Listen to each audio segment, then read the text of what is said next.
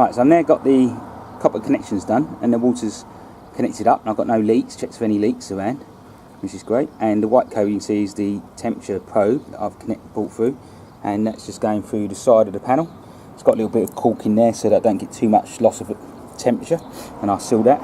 And this is the actual probe, which I'll just bring round onto the pipe, and I'll somehow, using a bit of tape or something, get that so it's connected directly to the pipe and stays there. So I'm going to get on with that, and then the panels just need to be screwed together. The cleats down the back need putting on, and then I'll put the glass panels on. Alright, so the panels are pretty much done there. The glass is on, and the probes and the water's all connected. So all I've got to do now is put a bit of flash band around them panels to make sure they're watertight and to seal them in a bit more. Now I don't have the sun on here all day long. I only get it for the morning till about 1 o'clock. The sun usually comes out the back and then goes off up over to the back of the house. Unfortunately today is an overcast day, but for the amount of sun I do get, I usually increase my temperature inside by at least 20 to 25 degrees. So I'll show you on a good day how well it does. For now though, I'm going to have to go and connect up the probes inside and start working on the Python scripts. But I'll show you some of the inside construction as well. Alright, so inside my garage roof, where we are now, you can see this is the pump for pumping the water around, circulating between the water panel and the water cylinder. And I'm just using the standard central heating pump for this, purely because it's quiet and it's very, very efficient. So that's what's being controlled by the Raspberry Pi, using an external relay. And there is, I don't know if you'll be able to see it, probably not, but up the back here is you probably can't see this, but it's an automatic valve for letting the air out, because there's air in the system and it's leaking slightly at the moment because I've literally just got it up and running. So it's just a pump to pump it out, and a return line that goes back to the cylinder, which I'll show you in a minute. So this is in the roof of the garage, so it's nice and quiet. We don't hear it then if it starts up first thing in the morning, and that closes up. I have a little door to close that up so we can't see it. My Raspberry Pi start connections, I have a little connection up here, little terminal bar, which has all the probes from around the house, which I'll show you another video with the central heating system, which runs off the Pi as well. That's just for the temperature probes. They go into this box here where the Raspberry Pi, I'm not going to open this up because there's a lot of cables after then to start putting back in, and I've just got a standard 7-inch LCD screen on there, which isn't a touch screen. It just gives me a visual of what's going on. That's running the Python script that I'm running at the moment. So I'm doing a test script running at the moment for the solar panel. Just needs to be adapted a bit, and I normally have the website running up in here for all my water and my heating system around the house. Right, I'm now upstairs where my water cylinder is, and I installed a water cylinder that connects up to my Rayburn boiler and to the solar panel. So this has got 3 coils in this water cylinder. These pipes here are the 8mm bits. It comes in as 8mm, and then I've changed it up to the 15mm for the solar panel. Yeah, the bottom part of the cylinder. You'll be able to see, hopefully, down here. That's the 8mm one coming in, and then goes into the bottom on the 15. The hot water from the pump panels comes in through the top, which is already getting quite hot. And then this is a vented system, so there's a pipe that tees off here. One goes into the cylinder and back out again, and it tees off, which goes up to the loft for the header tank, because it's an open vented system. And then I have a probe in here. There's a little hole into the cylinder. So the black one here is the probe for the hot water to my Raspberry Pi, so that I can control the solar panels and everything else that I run on this Pi for my website. And the white one there is just for the hot water system. If you are setting these up and you haven't got one of these cylinders, because they are expensive, I have seen people that have taken out the immersion heater and adapted that to put a coil down into the cylinder. So a coil of 8mm copper piping into the cylinder and then connecting that up to the solar panel. Right, so I'm in the loft now, and that's the storage tank, which is just an expansion tank. I shouldn't call it a storage tank, but it's an expansion tank. This is from a Rayburn, and I've connected the solar panel up to the same system. The top brass copper pipe you can see down there is the expansion side, and then the bottom bit goes out and fills the whole system up as well. I put about half a I put over a litre of antifreeze in this now, and I'll drain some of the water down to get that antifreeze into the system, so the panel does run on some antifreeze for the winter time. And that's it for the construction side. I pretty much, I think, covered it all. Next thing would be just going over the Python script now and getting the panel up and running properly. Right, so I'll now go over the Python script that I'm running for this solar panel, and this is purely to run the solar panel, nothing else. I'll run this in the background and I'll run another Python script for my central heating system. Hopefully I'll be able to explain all this. So the part at the top is the easy bit. We're importing the GPIO pin libraries, and I'm also importing the time because I'm going to be putting a delay in on the pump being switched on, switching off. The next thing that I've put in is GPIO set warnings to false, because I was getting warnings for a certain part of the program. It's just purely so you don't print it out. Probably not the right way of doing it, but it works for me. My pump is connected to pin 23 on the Raspberry Pi, so I've set a variable called pump is equal to 23. You can just write 23 in throughout the program instead if you want. GPIO set mode is using the Broadcom pin numbers, so that's this line, setting the number system up, and then I'm setting the output of pump, which is pin 23, to an output because it's just controlling a relay, and then I'm setting the GPIO output for the pump to high, which turns the pump off when this program first starts. So when the Raspberry Pi starts up, because this runs on startup, it will turn the pump off, and my relays that I bought logic opposite to what I normally have. So high is off and low is on, which is a bit of a pain, but it works, so you have to work with. I've set up the reading of the temperature probes, which I explained earlier, where we're just setting up a function for reading the T, goes through, splits it all down, rounds it all up, and returns it back to my main while loop. Within my while loop now, I'm calling two temperature probes. The first one is my water. It's going to the address that I explained earlier for my water probe. It's the one that's connected to the cylinder, and it's storing it in a variable called water. And then the next one is going to the other address for my solar panel temperature probe that I showed you earlier connecting up, and that's going to be stored into a variable called panel.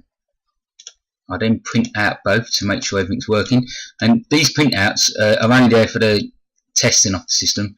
I will hashtag these out so they don't actually run on startup, so the program runs a bit faster, but this is purely just for me to see what's going on, printing out the panel and the water temperatures. I've then got I put a compensator onto the water temperature. I don't want the pump to come on as soon as it's 1 degree higher than the water, because you don't give the panel enough time to warm up to be able to work, I found. And so I've added in a compensator and I've added it to water. So I'll do an if function here where I'll say that if the water is less than 40 degrees, then we're going to add to a variable called T the water temperature plus 7. So if we're at 20 degrees in the water, T will be equal to 27. So that should make sense. And then I've added another one in for when the water is actually higher than 41 degrees, because I really need then at that point for the panel to be a lot more hotter. Otherwise I'll just start seeping the hot water back into the panel and losing temperature, I found. So if it's greater than 41 degrees, I've put water plus 11 into T. Now you can muck around with these to get the best options for your panel, and these are working for me at the moment. And then I'm printing out T purely just for me to see what's going on. The main control of the pump is in the next if function, so we're saying that if the panel is greater than T, which is the water plus the compensator we just said about up top here, then we're going to switch on the pump by making the GPIO pin for pump low,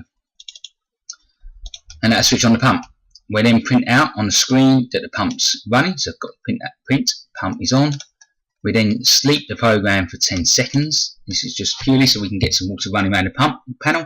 We don't want it to be running continuously, because then you just cool the panel down too much and it takes too long for the sun to heat it up again. This is another thing you can play around with. I'll switch it on for 10 seconds and it works quite well to get the water running into it. It's enough time for when I've been feeling the pipes upstairs for the water to get from the panel and start warming up the pipes upstairs. Then I'll set the GPIO pin, sorry about that, GPIO pin pump to high, which turns the pump off, and I'll print out that the pump's been turned off. And then I'll sleep for 20 seconds, allowing the whole system of the panel to warm up a bit more for the water we just pumped into it, before it goes back to read the temperature probes, redo the compensators, and then recheck to see whether it needs to be switched on again or off.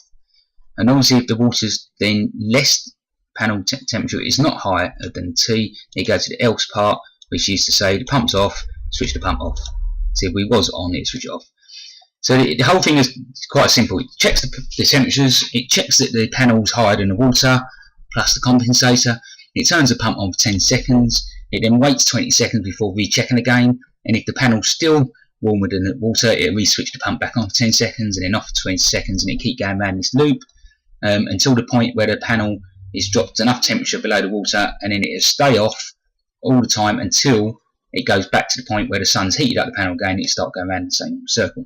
It's quite a very simple program, and now I'll show you it working. I'll just bring up the Python. So this is my Raspberry Pi, and I've connected via VNC on this one, and I'll just wait to run the program. The program's already been uploaded, ready to go. So if I just push it up button there, I've got sudo python solar.py, because it's the name of the Python script that I'm going to be running. If I click enter, and the first print says the panel temperature now up there is at 45. So that's gone to 45 since I've been doing this. It's within less than an hour. The panel's up to 45. My water temperature is at 22 degrees.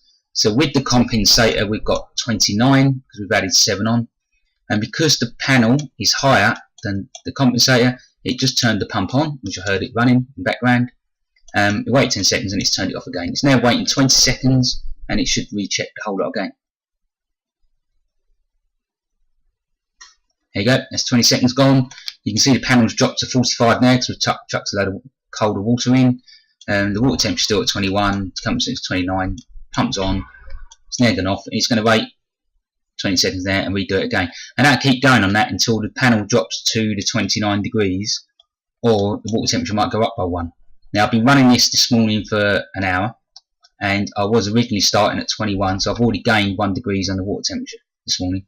And that was without all the glass and that connected. So normally on a good day I will probably get about 45 to 49 degrees, get nearly up to 50. On a really summer day in August I can get easily 50 degrees on the water on this.